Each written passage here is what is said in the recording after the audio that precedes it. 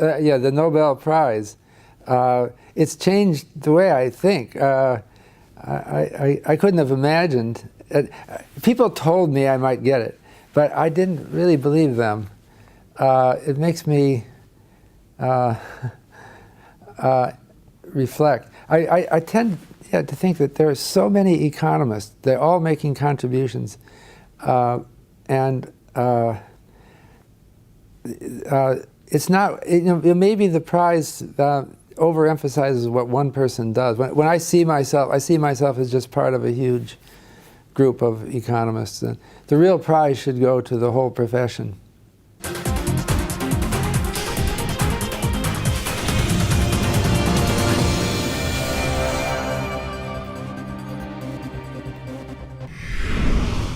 I think it's possible to identify bubbles within limits. It involves human judgment.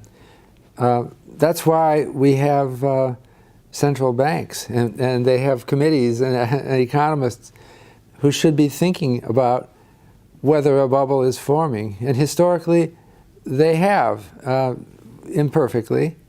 The real problem that brought this crisis, the crisis that culminated in the 2008 bailouts that had to be made, the problem with this is that a view had developed that was thought to be scientifically based, that financial markets are perfect the way they are, and the government shouldn't intervene. That view led to the extremity of this crisis. So I think if we go back to a more common sense view that, hey, there are bubbles, people aren't perfectly rational, a central bank, that's part of its mission, ought to be to lean against. It's not going to solve them completely, but it can lean against bubbles with various policy measures. How can we combine bubbles and financial crisis like we have in a good society? Is there a kind of method? Yes, financial innovation.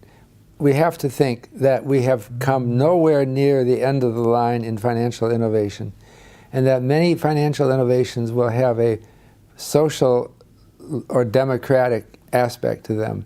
That is, it's developing the financial principles to serve the people better.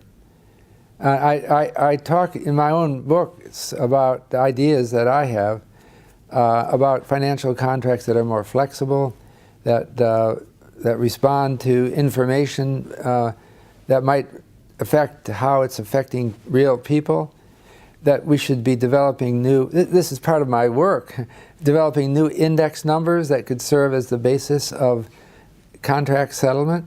I started, you're asking for my proposals, so I'll tell you what I started. With Carl Case, we started developing home price indices for the express purpose, that was our primary purpose, of making the indexes the basis of settlement of financial contracts. And then we started working with Standard & Poor's to create the S&P Case-Shiller index. They're widely cited now, but we still haven't gotten very much success in getting them associated with financial contract. Now, a home price index for a region, like a city, is an important measure of risk outcomes. And so risk management products can be created that help people protect themselves against home price fluctuations. If we had had such institutions in place back in 2006 or 7, I don't think we would have had this financial crisis. It would have stopped it, because it would have prevented the precipitating factor was that home prices were plunging and it was making people insolvent. They didn't have assets to cover their loans, and so people panicked and stopped spending. This is true in the US, it's true in Holland, the same thing happened in many countries.